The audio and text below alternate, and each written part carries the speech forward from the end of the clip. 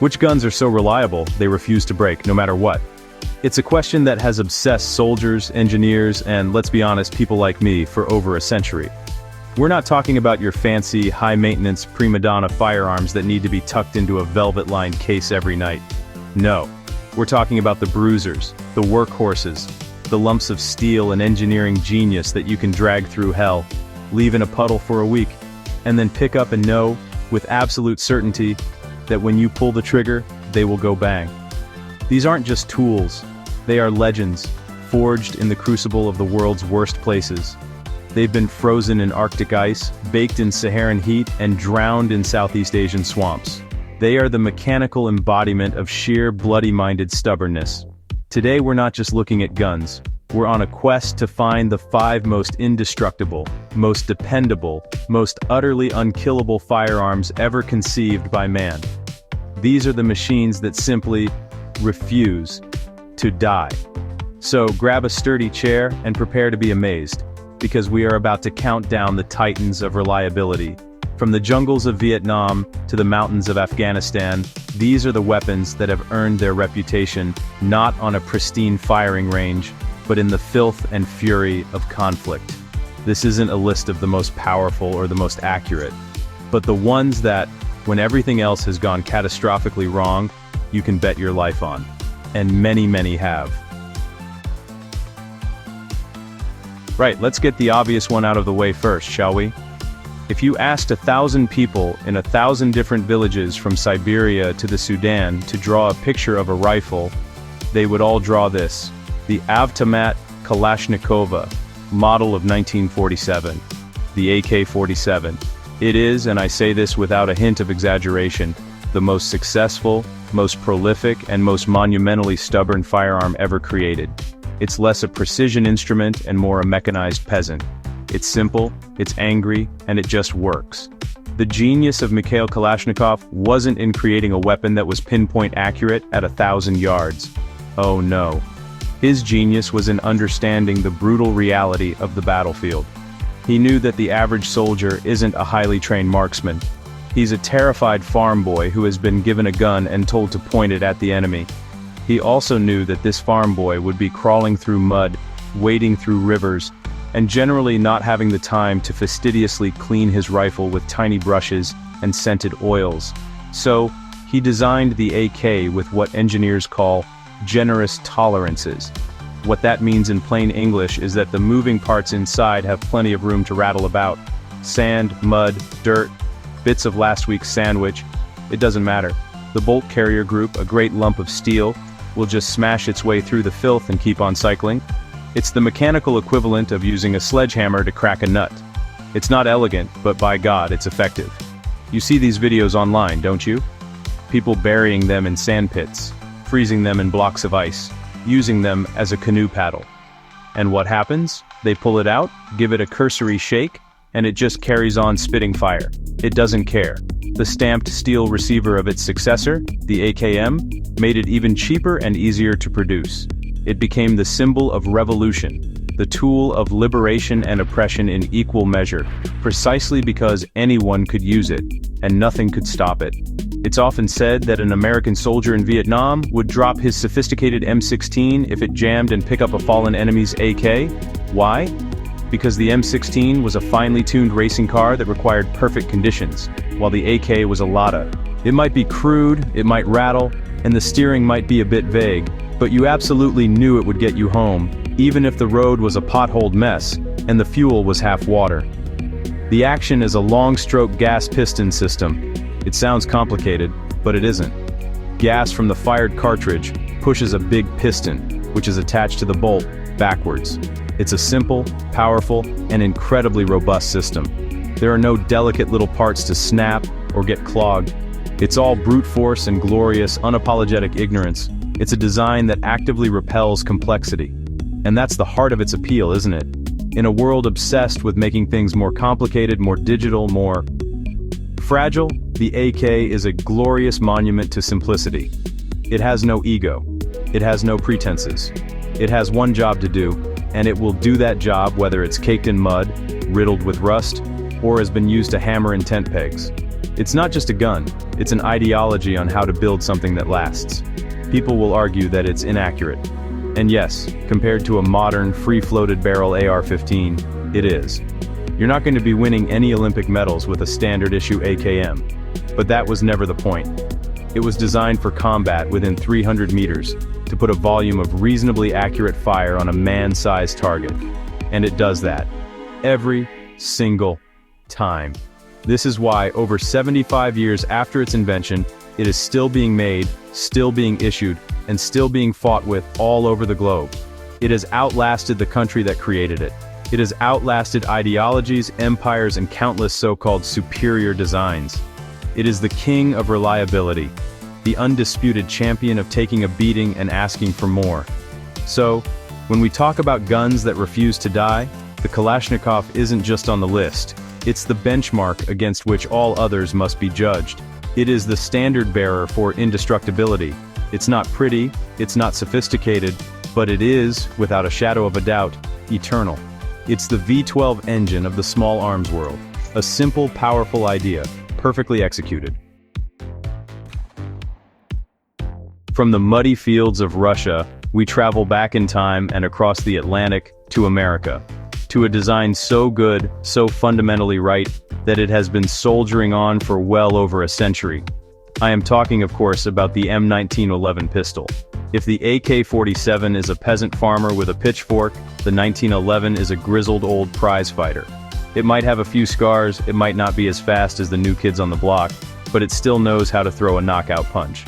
Designed by the certifiable genius, John Moses Browning, a man who probably designed more successful firearms than you've had hot dinners, the 1911 was born out of a need for something with serious stopping power.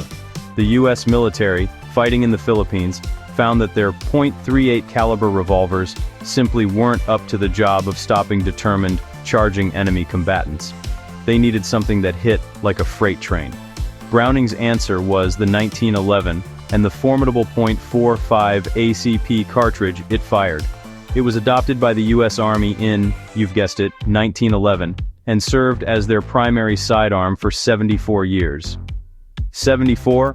That's through World War I, World War II, Korea, and Vietnam. Think about the technological change in that period. We went from biplanes to space shuttles, but the American soldier on the ground still had a Browning-designed pistol on his hip. That's not just a good design, that's a work of art. Now you might hear people, modern shooters, complain that the 1911 is unreliable, and that is, to put it mildly, utter rubbish. A poorly made, cheap 1911 with a bad magazine might be unreliable. But a properly built one, a Colt or a Springfield Armory, is a different beast entirely. It's an all-steel construction. There's no polymer here, no lightweight alloys. It's a solid chunk of American iron. Its reliability comes from, again, a sort of brutalist simplicity.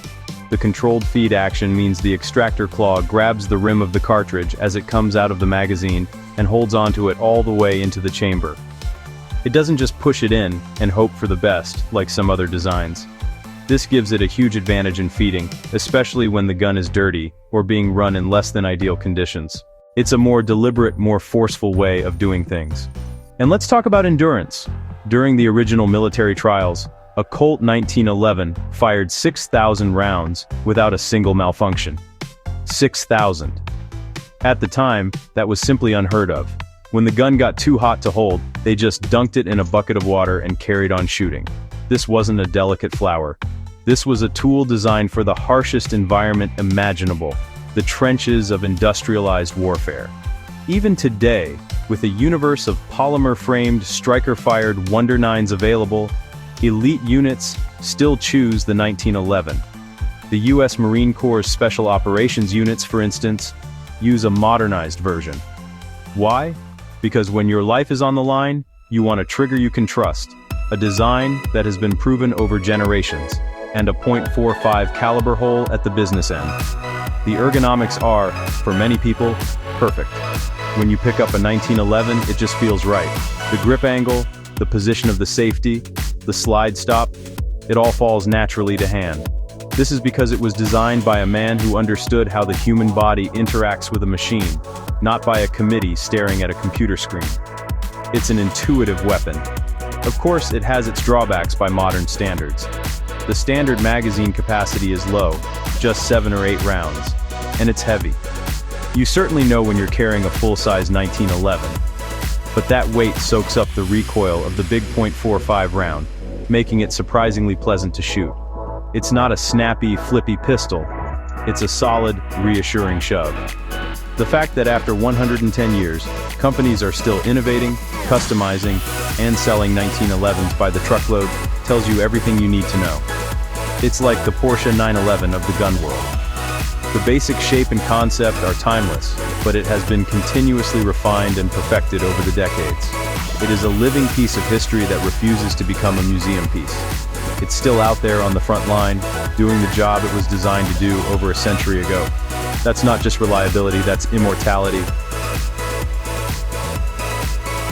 If the AK-47 is the infantryman's trusty hammer, then our next entry is the crew's devastating sledgehammer. We return to the cold, pragmatic engineering halls of the Soviet Union to talk about a weapon that inspires both fear and awe on the battlefield. I'm talking about the PKM, the P.E.K.K.A. A general-purpose machine gun that is, quite frankly, one of the best ever made. And when it comes to reliability, it is simply in a class of its own. The PKM is essentially an AK-47 turned upside down and fed with a belt of ammunition. That's a bit of an oversimplification, but the design philosophy is identical. It uses the same long-stroke gas piston system and a simplified rotating bolt. It was designed by the same man, Mikhail Kalashnikov, and it carries his DNA of absolute bone-deep dependability. It's as if he looked at the AK and thought, that's good, but what if we wanted to fire it for a very, very long time without stopping? What you end up with is a machine gun that weighs just 16.5 pounds, or 7.5 kilograms. For a weapon firing a full-power rifle cartridge, the 7.62 by 54 millimeter rimmed, that is astonishingly light. The American equivalent of the era, the M60, was over 23 pounds. This meant a single soldier could carry and operate the PKM, giving a squad an immense amount of mobile, sustained firepower. It was a game changer. But it's the reliability that is truly the stuff of legend.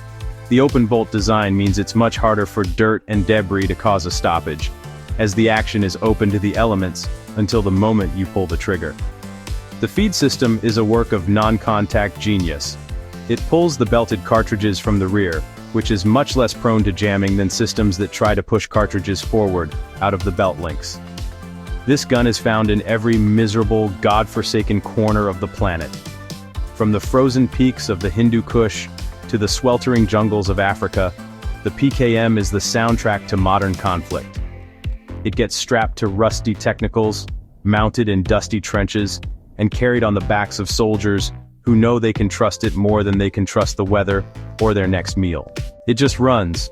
The barrels are chrome-lined and quick change, meaning a gun crew can keep firing for an astonishingly long time. When one barrel gets too hot, you flick a lever, pull it off, slap a new one on, and carry on sending rounds downrange. The gun itself doesn't care. It will keep chugging along as long as you can feed it belts of ammunition. There are stories of these guns firing tens of thousands of rounds with nothing more than a barrel change and a splash of oil. Think of it this way. A machine gun is the engine of an infantry squad. It's the thing that provides the power, the sustained effort that allows everyone else to move and do their jobs. If that engine seizes up, the entire enterprise grinds to a halt, usually with catastrophic consequences. The Soviets understood this perfectly. They didn't build a temperamental Ferrari engine, they built the diesel engine from a tractor. It's not a precise weapon. The stamped steel receiver has a certain amount of flex, and the whole thing rattles like a bag of spanners when you shake it. But that's the point. Just like its smaller AK brother, those loose tolerances are what allow it to swallow dirt, sand, and mud and keep functioning. It doesn't have the tight, perfect lockup of some Western machine guns, but it also doesn't have their tendency to throw a tantrum if a grain of sand gets in the wrong place. It's been in service since the 1960s, and has been copied, cloned, and reverse-engineered by dozens of countries. Why? Because the design is functionally perfect for its role, it's light enough, powerful enough, and, most importantly, it is as reliable as the rising sun. It's a testament to the idea that in warfare, Complexity is a liability, and simplicity is the ultimate survival trait. When you see footage from conflict zones, look for the distinctive shape of the PKM and its fluted barrel. You will see it everywhere. It is the definitive general-purpose machine gun of the last 60 years. It's a dragon that breathes fire on command, every time, without fail. A true unkillable legend that has probably influenced the outcome of more battles than any other weapon in its class. For our next trick, we move from the world of Soviet simplicity to the realm of German over-engineering. But this isn't the kind of over-engineering that results in a car that needs a team of laptop-wielding technicians if a warning light comes on. No, this is the kind of over-engineering that results in something that is both incredibly sophisticated and bomb-proof. I'm talking about the Heckler & Koch HK416. The story of the 416 begins with a problem. The American M4 carbine, a direct descendant of the original M16, uses a system called direct impingement. In simple terms, it vents hot, dirty gas from the barrel directly back into the receiver to cycle the action. This works well when the gun is clean, but it has the unfortunate side effect of blowing carbon, grit, and all sorts of unpleasantness into the gun's delicate moving parts. It's like having your car's exhaust pipe routed through the glove box. Special Forces operators who push their weapons to the absolute limit were finding that in sandy, maritime, or high round count situations, the M4 could become problematic. So, they went to the clever chaps at Heckler & Koch in Germany and said, "Can you fix this?" H&K's answer was the HK416. What they did was brilliantly simple, yet revolutionary. They took the excellent ergonomics and layout of the M4, which everyone loved, and replaced its engine. Instead of direct impingement, they installed a short-stroke gas piston system, similar to the one in their proven G36 rifle. Now, a piston pushes on an operating rod, which cycles the bolt. The hot, dirty gas never enters the receiver. The result? The gun runs cooler, cleaner, and for much, much longer without needing to be cleaned or lubricated. It was the best of both worlds, the familiar user-friendly package of the M4 with the relentless reliability of a piston-driven workhorse. The US Army conducted a test in an extreme dust environment. They took 10 M4 carbines and 10 HK416s and fired 6,000 rounds through each. The M4s suffered a total of 882 stoppages. The HK416s, just 233. The difference was staggering. This wasn't a marginal improvement, it was a quantum leap in reliability under harsh conditions. This is the gun that was famously used by the US Navy SEALs, including in the raid that killed Osama bin Laden. When you are sending your most elite soldiers on the most critical mission in a generation, you don't give them a weapon you hope will work. You give them a weapon you know will work. The adoption of the 416 by units like SEAL Team 6 and Delta Force is the ultimate seal of approval. But it's not just about the piston system. H&K, in typical German fashion, improved everything.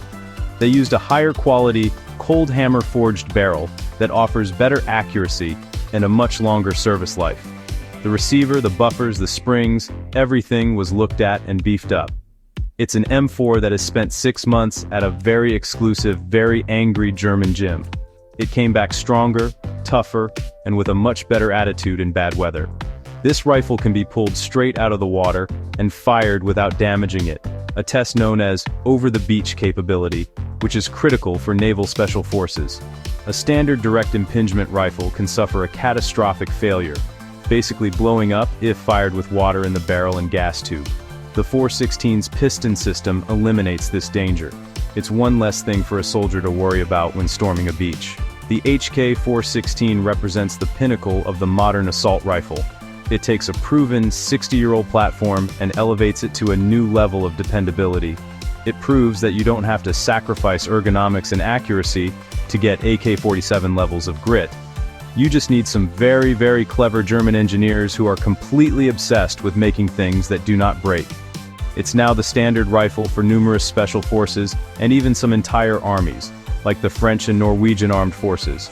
They are replacing their old rifles with the 416, not because it's cheaper, because it isn't, but because it represents a fundamental increase in a soldier's effectiveness. And a huge part of that effectiveness is having a rifle that will not let you down, no matter what you do to it. So, while the AK-47 achieves reliability through brutalist simplicity, the HK-416 achieves it through intelligent, focused engineering. It's the difference between a hammer and a scalpel. But in this case, it's a scalpel that you can also use to hammer nails, open tins, and still perform brain surgery with afterwards. It's a modern masterpiece of indestructible design. Right, for our final exhibit, we're taking a sharp turn away from all this talk of stamped steel, forged receivers, and old-world craftsmanship. We're heading to Austria, to a company that, before the 1980s, was best known for making curtain rods and knives. And we're going to talk about a pistol that changed the world. A pistol made of plastic. The Glock 17. When Gaston Glock unveiled his pistol in the early 1980s, the established gun world laughed. A plastic gun? They called it a Tupperware pistol. They sneered at its blocky utilitarian appearance. It had no hammer, no manual safety lever cluttering up the side. It looked more like a power tool than a firearm. And then, people started shooting it, and the laughing stopped. Abruptly. What Gaston Glock, who was not a gun designer by trade, had created was a masterpiece of industrial efficiency and absolute reliability. He approached the problem not as a traditionalist, but as an engineer obsessed with simplicity and function. The result was a pistol with just 34 parts. A comparable 1911 has over 50. Fewer parts means fewer things to break and fewer ways for it to go wrong. The heart of the Glock is its safe action system. It has 3 independent automatic safeties that are disengaged sequentially as you pull the trigger. There's nothing to remember to flick on or off in a high-stress situation. You just point it and pull the trigger. If you don't pull the trigger, it's safe. This combination of safety and simplicity was revolutionary, and it made the Glock incredibly easy to train people on. But the real party trick is its biblical toughness. The polymer frame doesn't rust. It flexes under recoil, absorbing some of the shock. It's also incredibly resistant to temperature changes and abuse that would dent or damage a metal frame.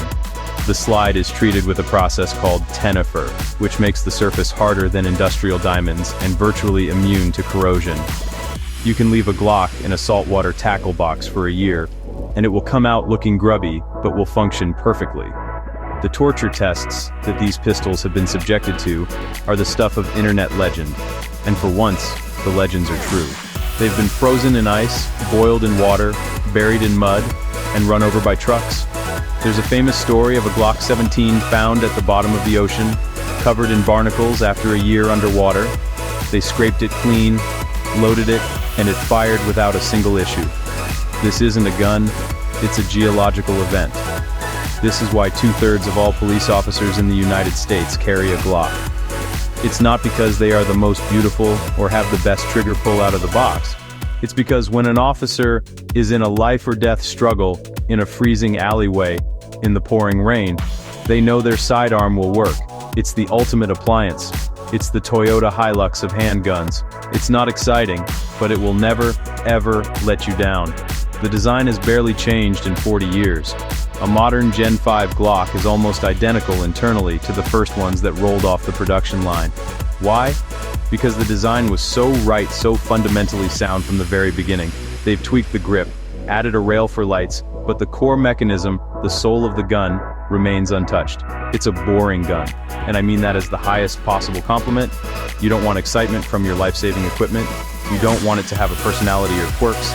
You want it to be a predictable, dependable tool that does its job every single time you ask it to. That is the Glock 17. It is the very definition of utilitarian perfection.